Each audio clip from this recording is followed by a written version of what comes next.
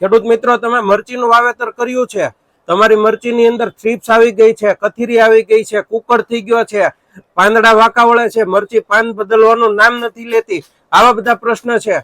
તો આજનો આ વિડીયો તમારા માટે ખાસ થવાનો છે. તો આ વિડીયો અંત સુધી જોશો અને મરચીમાં આવતા તમામ જે પ્રશ્ન છે એનું તમામનું આજે હું સોલ્યુશન તમને આપવાનો છું. તો નમસ્કાર ખેડૂત મિત્રો, આપણી ચેનલ શ્રીરામ પેસ્ટિસાઇડ્સ મહુવામાં આપ સર્વે મિત્રોનું હાર્દિક સ્વાગત છે. તો હવે આજે જેટલા પણ આપણા મરચીવાળા ખેડૂત મિત્રો છે એમના માટે આપણે આજે આ ખાસ વિડીયો બનાવ્યો છે કે અત્યારે મરચીની અંદર ખાસ જે અમને પ્રશ્ન જાણવામાં આવ્યા છે એ છે થ્રીપ્સ, કથીરી, વાયરસ, ફૂગ અને કેલ્શિયમ અને ઝીંકની ઉણપ જોવા મળી છે મરચીની અંદર. તો આજે આના માટે આપણે આજે સ્પેશિયલ અને ખાસ વિડીયો બનાવ્યો છે અને તમામ જે પ્રશ્ન છે, જે સમસ્યાઓ છે એનું આજે આપણે સમાધાન તમને આપવાનું છે. તો હવે સૌ પ્રથમ વાત કરીએ તો મરચીની અંદર તમે થ્રીપ્સની અત્યારે પ્રશ્ન છે, થ્રીપ્સ પુષ્કળ પ્રમાણમાં છેલ્લા 5 થી 7 દિવસની અંદર થ્રીપ્સ આવી ગઈ છે. જે તમે અત્યારે ફોટો જોઈ રહ્યા છો એના અંદર થ્રીપ્સ તમને જણાય છે. એના અંદર જે થ્રીપ્સ છે એનું થ્રીપ્સનું બચ્ચું પણ છે અને પુખ્ત થ્રીપ્સ પણ છે અને થ્રીપ્સથી થોડું નુકસાન પામેલું પાન પણ તમને દેખાય છે અને થ્રીપ્સથી થોડું વધારે નુકસાન પામેલું પાન પણ તમને દેખાય છે. જો તમારી મરચીની અંદર આવા કોઈ ચિહ્નો તમને જણાતા હોય અને આ જો બીજો ફોટો જે છે એના અંદર પણ એ થ્રીપ્સનું ડેમેજ બતાવવામાં આવ્યું છે.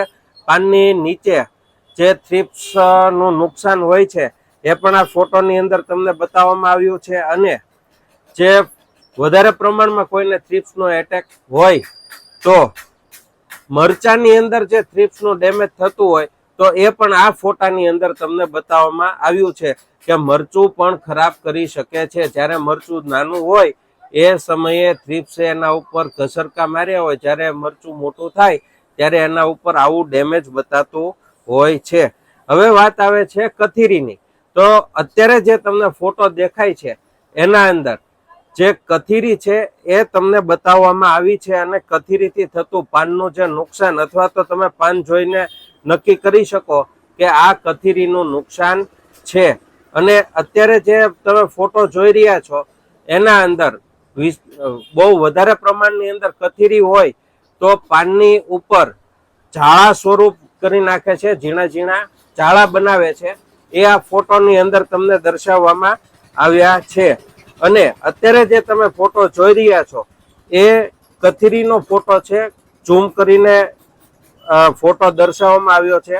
કથીરી એકદમ બહુ નાની હોય છે, નરી આંખે જોવામાં પણ તકલીફ પડે એ ટાઈપની કથીરી હોય છે. એટલે તમે જે ફોટા અગાઉ મેં તમને બતાવ્યા છે એના જેવો તમને સિમ્પટમ્સ એટલે કે અણસાર દેખાય બરોબર છે તો એ તમે નક્કી કરી શકો કે આ કથીરીનું ડેમેજ છે. અને અત્યારે જે તમે ફોટો જોઈ રહ્યા છો એ ફોટો છે કેલ્શિયમ નાઇટ્રેટની ઉણપ વાળો ફોટો છે કે આ ફોટાની અંદર કેલ્શિયમ નાઇટ્રેટનું ઉણપ છે. જો તમારી મરચીની અંદર આવા કોઈ પ્રશ્નો આવતા હોય કે ભાઈ અમારે પાન જે છે કુકડ વળી જાય છે, બેવડા વળી જાય છે અથવા મરચાની અંદર ખરાબ થવા માંડે છે, મરચું ઢીલું પડી જાય છે, આવા કોઈ પ્રશ્ન થતા હોય તો એ છે કેલ્શિયમ નાઇટ્રેટની ઉણપ. અને અત્યારે જે તમે ફોટો જોઈ રહ્યા છો એ છે ઝીંકની ઉણપ. મરચીની અંદર જ્યારે ઝીંકની ઉણપ વર્તાય ત્યારે આ ટાઈપના પાન થતા હોય છે. આછો લીલો કલર થઈ જતો હોય અને પાનની ઉપર સેજ સેજ પીળા પીળા ડાઘ પડતા હોય છે. અત્યારે જે તમે ફોટો જોઈ રહ્યા છો એના અંદર તમને સાફ સાફ બતાશે કે આ છોડની અંદર ઝીંકની ખામી છે. જો તમારા છોડની અંદર પણ આવા પાન થતા હોય તો તમે કેલ્શિયમ અને ઝીંકનો ઉપયોગ કરી શકો છો. ચિલેટેડ ફોર્મની અંદર આવશે અને એ તમારે 1 વીઘાની અંદર એટલે કે 16 ગુઠાના 1 વીઘામાં એ તમારે 250 ગ્રામ પાણી સાથે પાવાનું છે અથવા ડ્રીપની અંદર એ તમારે આપવાનું છે. હવે આપણે વાત કરીએ વાયરસની. તો અત્યારે જે તમે ફોટો જોઈ રહ્યા છો એ વાયરસનું ખૂબ જ પુષ્કળ પ્રમાણમાં ડેમેજ થઈ ગયેલું હોય એ ફોટો છે. એકદમ હાવ ઝીણા ઝીણા પાન થઈ જાય, જેને આપણે જમરો પણ કહીએ છીએ. અને અત્યારે જે તમે ફોટો જોઈ રહ્યા છો એ વાયરસનું શરૂઆતનું જે ડેમેજ હોય, વાયરસ આવવાની જે શરૂઆત હોય એ આ ફોટો છે. તો ખાસ કરી અને ફૂગ અને વાયરસ આ બંને વસ્તુ બહુ નુકસાનકારક હોય છે મરચીની અંદર. અને અત્યારે જે તમે ફોટો જોઈ રહ્યા છો એ છે ફૂગનું ડેમેજ, પાવડરી મિલ્ડ્યુ કહેવાય, એનો આ ફોટો છે. પછીનો જે ફોટો છે એ પણ એનો જ છે. અને આ જે ત્રીજો ફોટો તમે જોઈ રહ્યા છો એ પણ ફૂગનું જ નુકસાન છે. તો આ જે આપણે વાત કરી મેં તમને અત્યારે, એ તમને તમામ પ્રકારના જે મરચીની અંદર આવતા રોગ અને જીવાત તમને દર્શાવ્યા છે એ તમે ફોટા અને તમારો મરચીનો છોડ કમ્પેર કરી અને નક્કી કરી શકો છો કે અત્યારે ખરેખર મારી મરચીની અંદર કયો પ્રોબ્લેમ છે, મારી મરચીમાં અત્યારે કઈ રોગ અથવા તો કઈ જીવાત છે. હવે વાત કરીએ કે એના નિયંત્રણની, તો થ્રિપ્સ અને કથીરીનું જો તમારે વધારે પડતું પ્રમાણ હોય તો એના અંદર તમે સિનવા અથવા ગ્રાસિયા બેમાંથી કોઈ પણ દવા 16 ml લેખે સ્પ્રે કરી શકો છો. અને રનિંગની અંદર તમારે રેગ્યુલર વાપરવા માટે ઓછો પ્રોબ્લેમ હોય થ્રિપ્સનો અને રેગ્યુલર દવાનો સ્પ્રે કરવો હોય તો એના અંદર તમે કેબીટીનું જે રેન્જર દવા આવે છે એ પંપની અંદર 30 ml નાખીને સ્પ્રે તમે કરી શકો છો. હવે વાત કરીએ માઇક્રોન્યુટનની ઉણપ હોય તો શું કરવું? તો માઇક્રોન્યુટનની ઉણપ હોય તો ચિલેટેડ ફોર્મની અંદર ઝિંક પણ આવે છે અને ચિલેટેડ ફોર્મની અંદર કેલ્શિયમ પણ આવે છે અને બંને 250 ગ્રામના પેકેટની અંદર આવે છે. એ તમારે 16 ગુઠાના 1 વીઘાની અંદર એક એક પેકેટ તમારે પાણી સાથે અથવા ડ્રીપની અંદર પાઈ દેવાનું છે.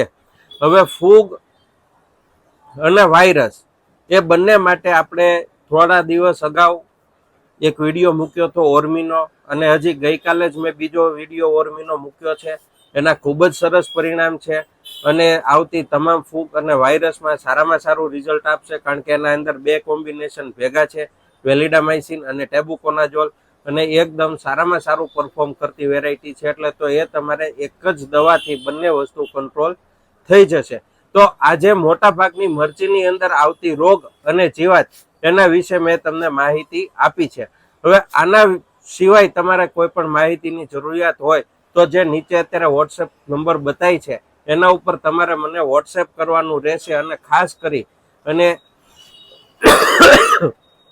જે પ્રશ્ન તમને ના સમજાતો હોય તો એના તમારે મરચી, રીંગણી, ટમેટી, તમે જે કોઈ ક્રોપ કરતા હોય, જે કાંઈ પાક તમે વાવ્યો હોય એના ફોટા તમે મોકલો કે જેથી હું જોઈ અને તમને સામી રિપ્લાય આપી શકું કે આના અંદર અત્યારે આ પ્રોબ્લેમ અમને જણાય છે, આના અંદર આ વસ્તુનો તમે યુઝ કરો તો એ તમને સારામાં સારું ફાયદાકારક રહી શકે છે.